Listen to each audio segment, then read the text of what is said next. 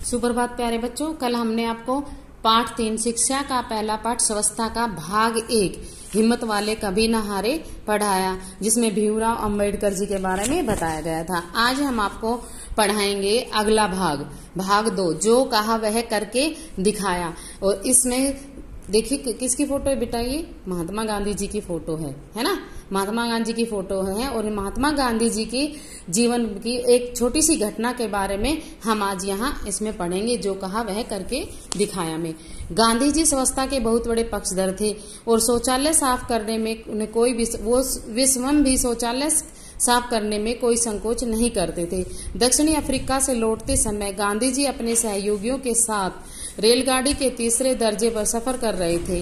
Compartment का गंदा शौचालय देखकर गांधी जी ने अपने सहयोगियों से कहा, क्यों न हम शौचालय साफ करें। रेलगाड़ी के नल में पानी नहीं आ रहा था तथा गांधी जी व उनके मित्रों के पास केवल एक जग पानी था। गांधी जी ने एक समाचार पत्र उठाया और कहा, देखो मैं कैसे एक जग पानी से और कागज से शौचालय साफ करता हूँ।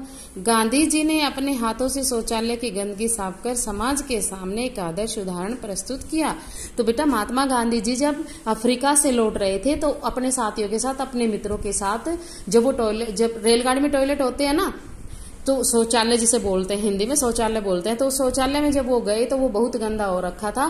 तो उन्होंने अपने सहयोगियों से, अपने मित्रों से कहा, जब वो टॉयलेट में गए तो उसमें पानी नहीं था तो वो उनके पास सिर्फ एक जग पानी था जो पीने के लिए होता है।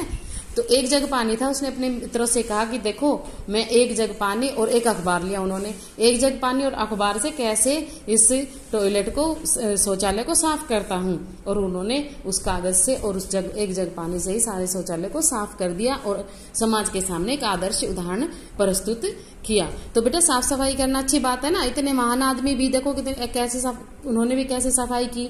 तो वो बेटा हमें भी अपने आसपास की सफाई रखनी चाहिए।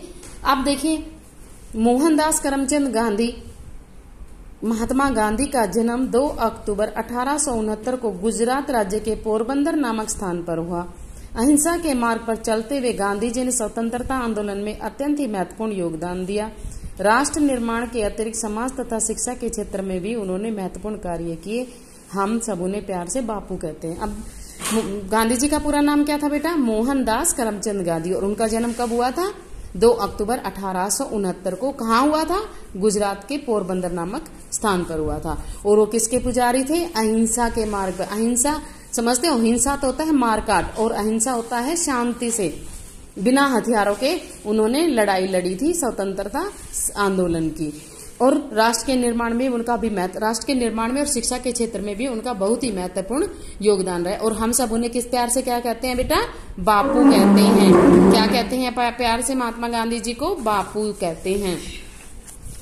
अब देखिए यहाँ कुछ पिक्चर्स दी गई है बेटा।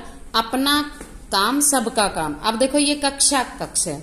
ये आपका, जैसे आपका क्लासरूम होता है ना, वो क्लासरूम है। ये देखिए, तो क्लासरूम की सफाई का जिम्मा किसका है? हम सबका है ना, मेरा भी और आप लोगों का भी, है ना।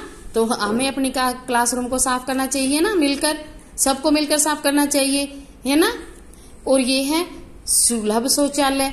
सुलभ शौचालय सार्वजनिक शौचालय जो बस स्टैंड पे होते हैं, सार्वजनिक स्थानों पर जो होते हैं, तो उनकी सफाई कौन करता है? वैसे तो देखो वहां पे जो सफाई कर्मी होते हैं वो करते हैं, लेकिन कई बार क्या होता है कि टॉयलेट जाते हैं हम उसमें पानी नहीं डालते। तो हमारा फर्ज क्या बनता है बेटा? उसको साफ रखना है ना। वह तो कम से कम हम पानी तो डाल सकते हैं उसमें, है ना। तो ये शौचालय को भी साफ करने का सबका काम है, ये हम सबका। और जो गली है हमारी गली, कई बार क्या होता है गलियों में लड़ाई होती है कूड़े के ऊपर, है ना। कूड़ा डाल दिया, मेरे घर के सामने डाल दिया, मेरी नाली में डाल दिया, ऐसे। तो ये गलत बात है बेटा। हमें अपनी आसपास की और अपनी गली की भी सफाई रखनी चाहिए। उसको गंदा नहीं करना चाहिए। जो कूड़ा करकट हो उसको उठा लेना चाहिए और जहाँ कूड़े का ढेर होता है अलग स्थान पे कूड़ा डालने का, वहां डालना चाहिए। हमें वहां गंदगी नहीं करनी चाहिए। ये देखिए बस स्टैंड पे आप देखते हो ना, बहुत सारी पब्लिक होती है ना, बहुत सारे लोग होते हैं। और क्या करते हैं, वो खाना कुछ भी खाते हैं। वहां फेरी वाले घूमते हैं, कोई कुछ बेच रहा है, कोई कुछ, तो वहां रैपर से होते हैं, लिफाफे होते हैं, खाली वो बस स्टैंड पे डाल देते हैं। गलत बात है ना बेटा। तो उसको साफ रखना किसकी जिम्मेवारी है? हम लोगों की है ना, हम सब की, तो हम वहां पे गंदगी ना फैलाएं। अब ये सड़क के किनारे, अब ऐसे ही निकलते आते जाते क्या करते, सड़क के किनारे कूड़ा करके डाल देते हैं, जो भी हमारे हाथ में हम कुछ खा रहे हैं वो वहां फेंक देते हैं। तो बेटा गलत बात है, हमें ये कूड़ा कहाँ डालना चाहिए, कूड़ादान में डालना चाहिए। कूड़ा जहाँ सार्वजनिक कूड़ादान बने हुए होते हैं वहां डालना चाहिए, ना कि सड़कों के आसपास डालना चाहिए, ना गली में डालना चाहिए, और ना ही बस स्टैंड पे। तो इन सब की सफाई रखना किसका जिम्मा है बेटा, हम सब का। ठीक है बेटा, चलो अब हम आपको कुछ प्रश्न देंगे तो आप उनके उत्तर दोगे। Okay, bye.